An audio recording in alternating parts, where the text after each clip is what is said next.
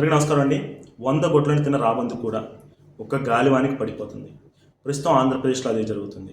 గత 5 సంవత్సరాల్లో YSRCP paid social media, అవును 100% చెప్తున్నా, నిజంగా పెయిడ్ సోషల్ మీడియాని ప్రతిపక్ష నాయకులపై, వాళ్ళ కుటుంబ సభ్యులపై, వాళ్ళ పిల్లలపై, అందరిపై కూడా అసభ్యకరమైన పోస్టులు పెడుతూ, ఆ ఫోటోలు మార్ఫింగ్ చేస్తూ, వీడియోలు మార్ఫింగ్ చేస్తూ చేశారండి ఈ పెయిడ్ సోషల్ మీడియా వాళ్ళు.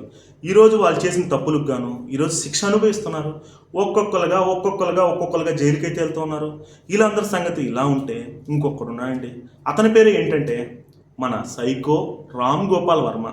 ఈ సైకోకి మన జగన్మోహన్ రెడ్డి సైకో అంటే బాగా ఇష్టం. అతన్ని ఎవరైనా ఏమన్నా అన్నా, లేకపోతే ఏదైనా చేసినా సరే అతనికి నచ్చదు. కాబట్టి మన జగన్మోహన్ రెడ్డిని ఎప్పుడు చూసినా వెనకేసుకొస్తూ ఉంటాడు.